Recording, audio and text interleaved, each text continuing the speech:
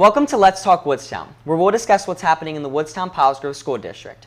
I'm Kaleb Gerace with the Superintendent of WPRSD, Dr. Chris Meyrick. Thank you for joining us today. Thanks, Kaleb. So to start off, over the past year, what have you observed and learned within our school district? One of the things I really focused on was a 100-day plan when I first started. I really wanted to focus on relationships. I think relationships comes at the forefront of any relationship that you may have, and it's really the opportunity to get to know what the community's about, what the district's about. So the first 100-day plan really focused on that. So I had the opportunity to meet with students, I had the opportunity to meet with staff, I had the opportunity to meet with community members. I'm a firm believer that it takes a village to educate a child, and I feel like that's something that I really focused on from the onset of my position. So with what you observed, what would you say the best thing that you saw within the district was? Yeah, for sure. I think it goes back to the community as a whole. I think that everyone is here for the success of our students, right? So, from our staff to our community, everyone wants to see you guys do the best that you can be, right? And one of the things that I've always focused on is promising every student a future. So I took that in turn and said, we're going to promise every Wolverine a future, and we've been committed to that. Great. And what would you say one of the weaknesses was in the district? I'd say, again, we have to kind of rephrase that and say an area of focus or, kind of area of improvement. And I think one of the things that we're looking at is really just improving our internal and external communication, right? So as it relates to internally, we're looking at how do we communicate our message to our staff? How do we communicate with our admin team? But then it really gets to the part where do we get into that external communication? How are we conveying our message? How are we conveying that promise out to that community? Because eventually we may need them at some point, whether it's for community support, a referendum, something along those lines. We need to make sure that they're all in as well and know what's going on in our community. What has you and your team brought to the table over the past year? I would just say that we're really looking at in terms of looking at processes in the sense of which we do things. And again, we have a great collective of staff and students, so we really are just basically looking at in terms of how do we get it to the next level.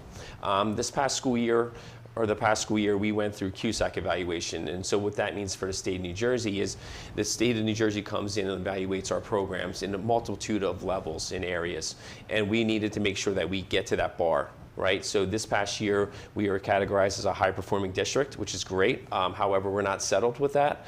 We kind of want to make sure that's the bar. Now we got to exceed that bar. So I think that's where we're at this moment in time. So we go back through that process, evaluating our practices. So from what you learned last year, what are some district goals this year? So it's really just kind of a similar focus, but we're rebranding it or just updating the verbiage, I would say.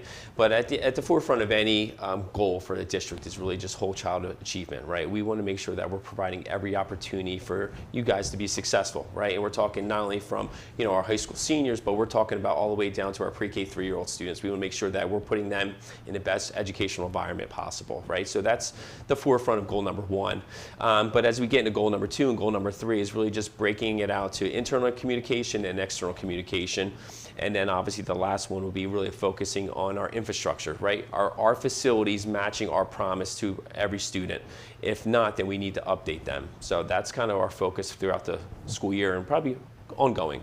So you talk about external structure. Do you feel like being a part of the activities is also a big part of that external structure of communication, showing that you're there? Yeah, absolutely. I think it goes back to actually goal number 2 and number 3, right? So internal and external, right? So internal is saying that I'm showing every student that I care. I want to see you successful, but I'm also supporting our coaches, our staff, our advisors to make sure that I'm a visible face, an approachable face, really, at that point. And then that third one gets really to that external communication, right? You can come up and talk to me at any time. I'm not going to be the type of superintendent that's going to hide behind his computer. I'll have a conversation, and I think I'd rather have a conversation face to face than going back through email, because messages could be misconstrued, right? It could be misinterpreted. So rather having a conversation through there, I'd rather talk to you. So. Right. So with the activities that you have attended, just give us some of your favorites so far.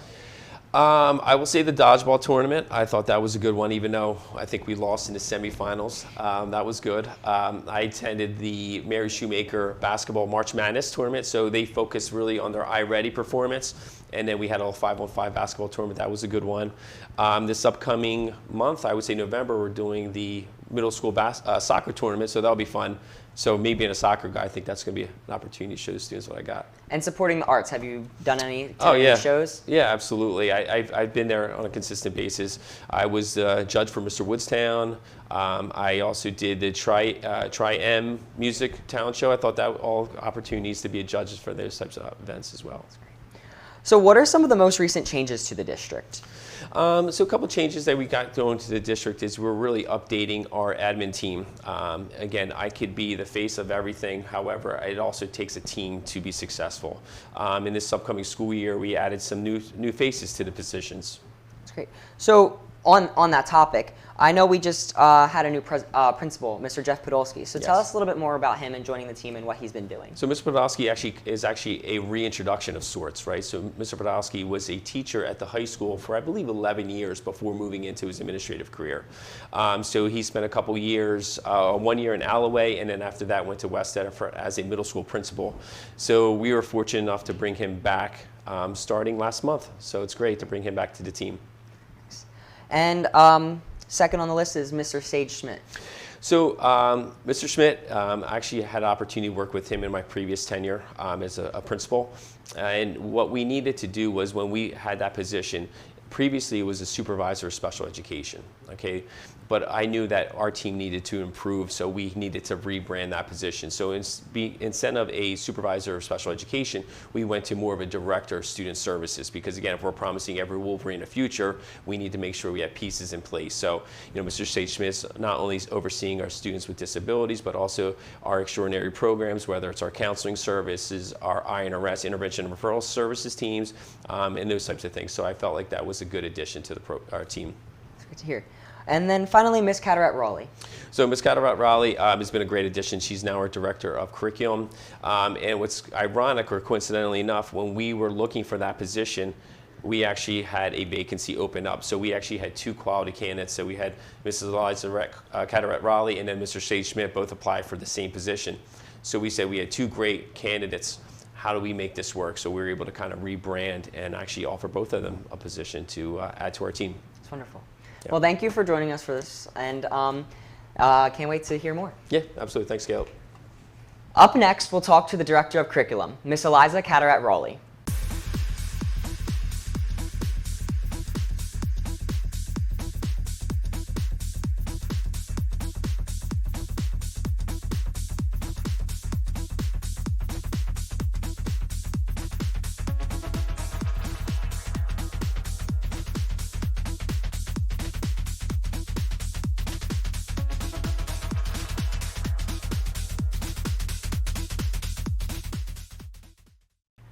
Welcome back to Let's Talk Woodstown. I'm Kaleb Gerace, now joined by the new Director of Curriculum, Mrs. Eliza Cadorette-Rawley. Welcome to the show. Thank you. So first off, tell me a little bit about yourself. Sure.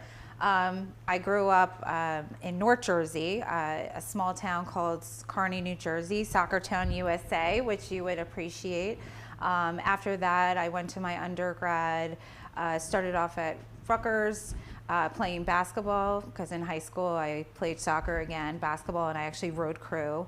But that led me to go out west, and I did my bachelor's in the University of Nevada in Las Vegas, which was great to be out west and see different cultures. But my family was in New Jersey, so came back to New Jersey and started my education career up in Bergen County. I was a basic skills and a 5th grade teacher. And then I ventured down the Parkway to Gloucester County. I was in Woodbury for about 10 years. I taught 5th grade and high school special education. Once I started getting into the special education world, I started to see, that's where my passion was, to help students with unique challenges. So I went back to school to be a learning disability teacher consultant and be part of the child study team.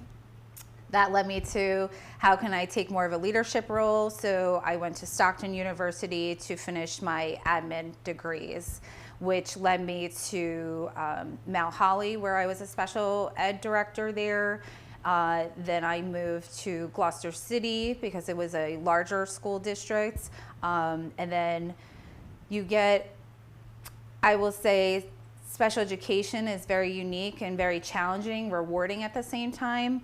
But my heart started going into the curriculum side of pieces, and that's kind of what brought me to Woodstown. Personally, I'm married. I have a house of cats and dogs. I always say to myself, I'm a good aunt. I have 3 nephews and 2 nieces that I take very well care of. So hopefully when I'm older, they will take care of me. And my new passion just outside of work is I do nutrition for yoga retreats and meditation and wellness for women, because women in leadership roles a lot of times hold a lot of stress. So a place where we can really decompress and get back to like our purpose within our job. That's wonderful. That's some wonderful achievements. Thank you. So going back, what Yes. got you into the education field? Sure. I come from a family of educators. My mother worked in a non-public school, and then after 9/11, which I did share with our high school students and staff, she went back to teaching, and she was a theater arts teacher. My grandmother was a secretary for a school for over 45 years. My aunt, my uncle, all education. So it was kind of instilled in me.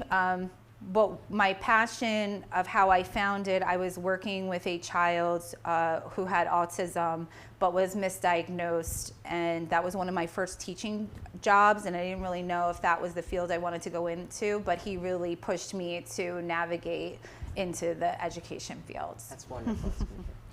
So what motivated you to take the job here at Woodstown? Sure. As I said previously, I was a special services director wearing many hats, and I just felt that I was missing a component that I could really support all learners, and that would be to be on the curriculum side of components instead of just working with special needs population. And you know, it's always, how can I better myself within my career, and how can I really find a fit where I feel I can make a difference in the community and with students. And this position popped up, and I wasn't really looking, but I knew Woodstown had really good roots, a really great community, and went through the process, and here I am today. As Dr. Meyrick said, it takes a village, right? So Yes, absolutely, absolutely. So as director of curriculum, what are your responsibilities? Sure. My first responsibility being part of the leadership team is to support building principals and staff and making sure they have the resources and the materials for student success. That's academics, but also some social emotional components, some flagship programs that we have here, and really how do we encompass pathways for our students to be productive citizens within their community. So I help anywhere from our 3- and 4-year-old babies of making sure that their curriculum and their resources and staff have what they need. Professional development is a big component. And then also reaching out to our sending districts and making sure that we have that communication to say, what do we need to do together of making sure that students come from other sending districts feel welcome and have that sense of belonging. What are some things you're interested in implementing this year and the upcoming years? Sure. Well, as a new leader, my first thing is just getting to know everybody, right? Getting to know the students, getting to know the faculty, and getting to know our families within the community. So really my initiatives right now is just to be participant and observe the great things that are happening here. And some of my mantra is, how do then I support us going from good to great? Right? So what are those good bones that we have here that we really can build a foundation upon to make maybe innovative programs for our students, finding more resources. A big component now is looking for grant money that we can bring into the school district and to our communities to just give us more opportunity all around. So initiatives is sticking with the district goals and really just making sure that we're aligning that, and my leadership is supporting buildings and staff and students. Speaking on district goals, Dr. Meyrick saying is promising every Wolverine a future. Yes. How do you plan to promise every Wolverine a future? Sure. Promising every Wolverine a future is really looking at first the individuality, right? What is your individual pathway on getting to what you want to succeed in your life? And that may be graduating high school and going straight into the workforce. That may be looking into a 2-year program or a 4-year program. So promising every Wolverine a future is, again, do we have the programs? Do we have the relationship building? Do we have the academic building that we really can encompass for you to be your most successful you? And that's what it's about. It's also about, like I said, relationship, right? Another mantra, and it's a mentor of mine, and this is a little silly, but they say you can't teach them until you reach them, right? So do we know our students in the hallway? Is there a sense of belonging? Are we building programs that are not just for the majority of the students, but it's also looking at the minority? Are we respecting diversity and inclusive settings and equity among our students as well? And really celebrating all the fascinating, unique components that we have as a community. I love that. Thank you so much for joining us today. You said some really great things. Great. Up next, we'll sit back down with Dr. Meyrick and get to know a little bit more about him.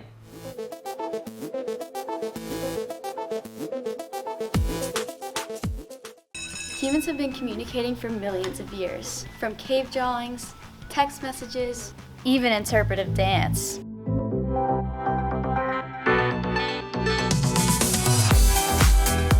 Humans have developed tons of ways to communicate because almost half of teens have been affected by mental illness. We should be using every form of communication to break down stigmas and save lives. So let's draw, text, even dance. So let's talk, human to human. Welcome back to Let's Talk Woodstown. This is the part of the show where we'll get to know more about you, Dr. Meyrick. Sounds good. So first question, what high school did you attend? I went to Buena Regional High School. Sounds good. What were some of your hobbies? I was involved in sports and activities throughout. So I was involved in soccer, track, tennis. I was involved as student council. I was involved in natural helpers. So a little bit of everything. Were you involved in any clubs outside of school, any organizations or anything? Well, I played a lot of soccer growing up, so soccer was really my passion. So I played a lot of club soccer with that part, and then I was also involved in my parents' church youth group. What was your favorite part of school when you were a student? Favorite part? That's a good question.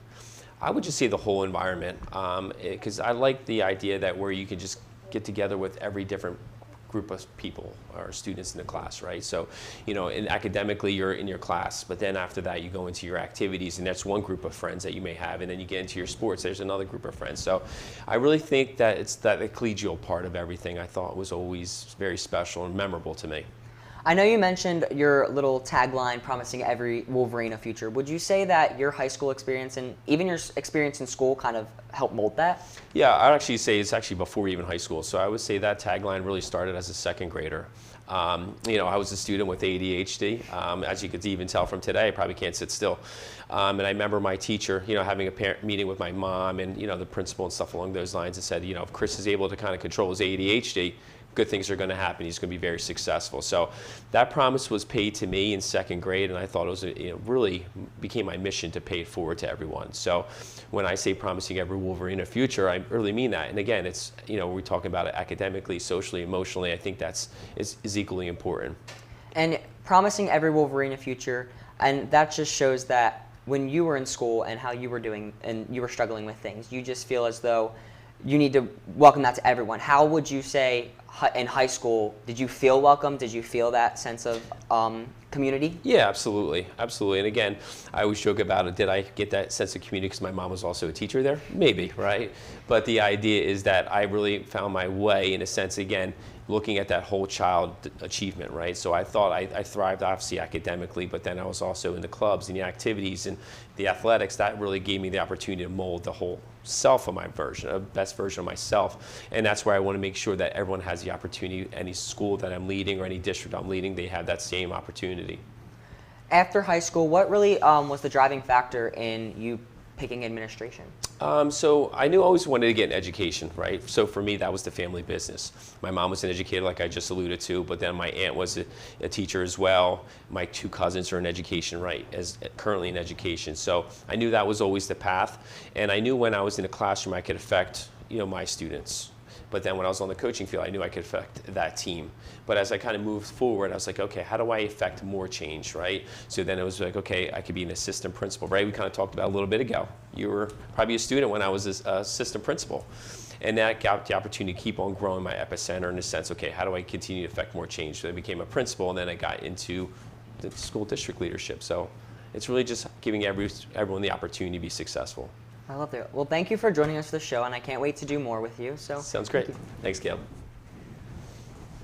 Thanks for watching Let's Talk Woodstown. With Dr. Meyrick, I'm Kaleb Gerace. See you next time.